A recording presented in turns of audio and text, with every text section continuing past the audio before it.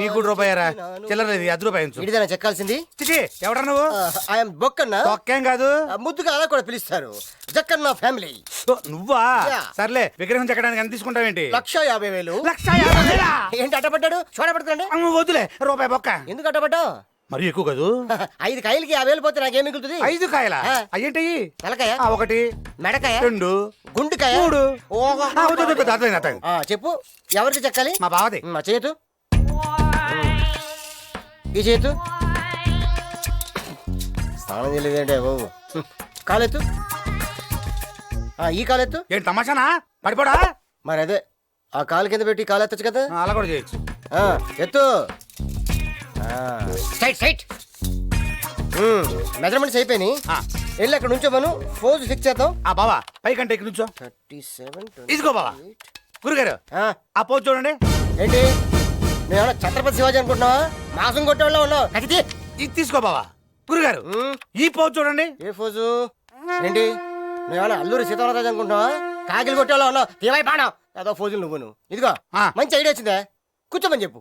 విగ్రహం కూర్చోడం ఏంటి? అదే వెరైటీ. కూర్చోనండి. కూర్చో బావా. ఓ చుట్ట పెట్టు. చుట్ట ఇదిగో బావా చుట్ట. మరి చెంబేమవుతా? చెంబు కూడా బాగుంటుంది. పెట్టు. పెట్టా. Very good. కూర్చో పక్కన. అది ఈ ఫోజు ఫిక్స్ అయిపోండి అయ్యా. మొత్తం అయిపోయింది.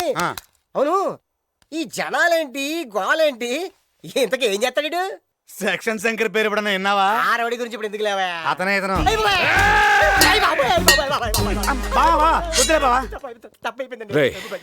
వీడికి నా ఫోటో ఇవ్వండి.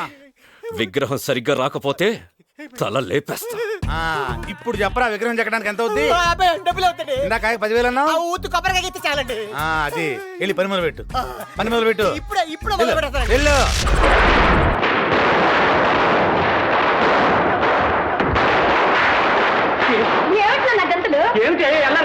అల్లరి కాదు నాన్న, దీపావళి కాదు.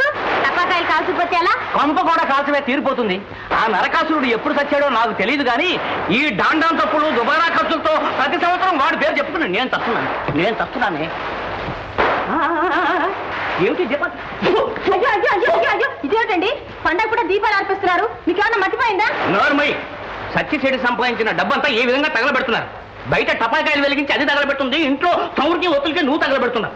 ఇన్ని దీపాలు ఎవరు వెలిగించమన్నారు నిన్ను? దానికంటే ఆ తులసి కోట దగ్గర ఒక్క దీపం వెలిగించి దండం పెట్టుకోకూడదు? పుణ్యం వస్తుంది.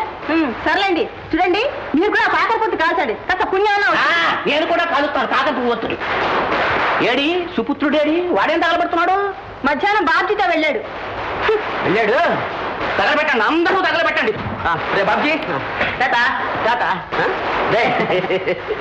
బాబ్జీ లోపలికి రా బాబు, కాఫీ తీసుకుంది కానీ. వద్దులండి, ఈవేళ దీపావళి కదా, పెద్దవారికి నమస్కారం పెడదామని వచ్చాను. నమస్కారం అండి. నువ్వు కూడా కలిసి నేను వస్తానండి. పండగ పూట కూడా అచ్చోసిన అమ్మతులే ఊరి వెంటబడి తిరుగుతున్నావా? అదేమిటన్నా ఫటాఫట్ అని ఒక కొత్త రకం సినిమా వచ్చింది, అది చూసి వస్తున్నాను.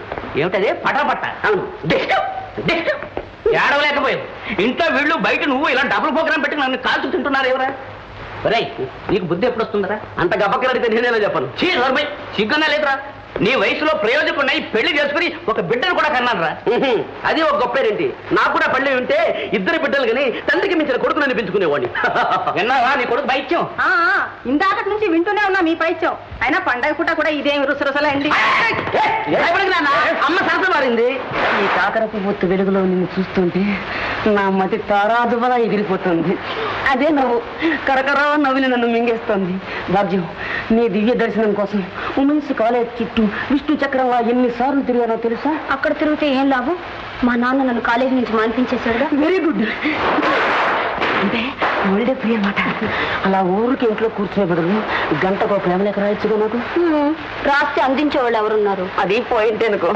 పోనీ సాయంత్రం చల్లబడ్డాక అలా పార్క్ వచ్చే ఉంటే వెచ్చగా ప్రేమించుకోవచ్చుగా. సాయంత్రం 5 గంటలకు నా టైపింగ్ క్లాస్ ఉందిగా. ఏమిటి టక్క నేర్చుకుంటావా? నేర్చుకో, తర్వాత నాకు నేర్పుడు కానీ. అవును, ఎక్కడ? వెంకటరమణ ఇన్స్టిట్యూట్. అంటే 7 కొండల వాడు సన్నిధిలో అన్నమాట.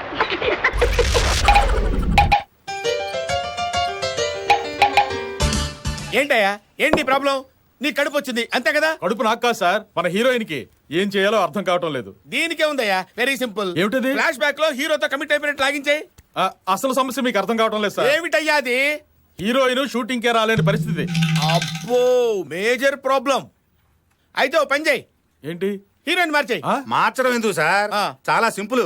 ఏంటి కథని ఒక 20 ఏళ్ల పాటు ఫ్లాష్ బ్యాక్ లో తీసుకెళ్ళిపోండి. చిన్నప్పుడు హీరోయిన్ 2 నెలల పాటు చూపించండి. ఈ లోపల హీరోయిన్ డెలివరీ అయిపోతే ప్రాబ్లం సాల్వ్. ఆహా, super idea sir. Super idea అని వాడికి సెకండ్ ఇస్తావేంటి? నాకు రాబోయే ఐడియా వాడికి ముందే వచ్చిందంటే నాకు ఈ సెకండ్ తీసుకోండి. కూర్చోమంటే కూర్చోటనా వెళ్ళ. అలాగే సార్. చూడు రఘురామ్, వీడి సోదరులో పడి అసలు విషయం మర్చిపోయాను. నెక్స్ట్ సండే మార్నింగ్ సార్ ఖాళీ అవుతుంది కదా, దానికి ఏం ప్రోగ్రామ్ ప్లాన్ చేసావు? సార్ నిన్నంతా బాగా ఆలోచించి ఓ మంచి వెరైటీ ప్రోగ్రామ్ డిజైన్ చేశా సార్. ఏంటది?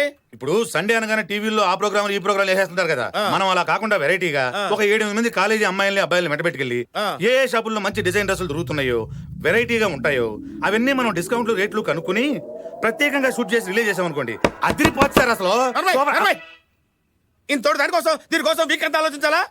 అసలు ఆధారం టీవీ ఎడు చూస్తాడా? యూత్ టీవీ ముందు కూర్చుంటారా, థియేటర్కి వెళ్తారా? ఏడ్చినట్టే ఉంది నీ ప్లాను. సరే ఏదో ఒకటి చేద్దాంలే. హలో మార్కండేయులు సార్, నమస్కారం సార్. వస్తున్నా కబీరురా. సార్ వస్తున్నాను సార్. తప్పకా ఇట్రా. సార్ మిమ్మల్ని కదా sir. Come on follow me. Sir నమస్కారం సార్. ఏమయ్యా మార్కండేయులు, సండే స్లాట్ గురించి ఏం ఆలోచించావు? అది ఒక అద్భుతమైన ఐడియా వచ్చింది సార్. ఏమిటి?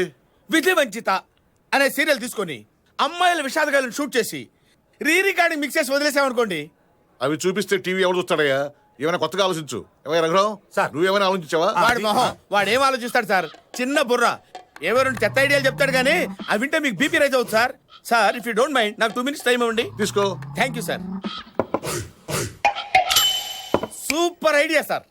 హైదరాబాద్ లో ఉన్న 10 మంది మోడర్న్ అబ్బాయిల్ని అమ్మాయిల్ని తీసుకుని ఏ షాపుల్లో మంచి డిజైన్ డ్రెస్సులు దొరుకుతున్నాయో, వెరైటీగా ఉంటాయో అవన్నీ మనం డిస్కౌంట్లు రేట్లు కనుక్కుని ప్రత్యేకంగా షూట్ చేసి రిలీజ్ చేసాం అనుకోండి, అదిరిపోతుంది సార్. అసలు వండర్ఫుల్, మార్వెలస్. సార్ ఆ ఐడియా ఇచ్చింది అసలు. ఏంటి మాట్లాడుతున్నావు?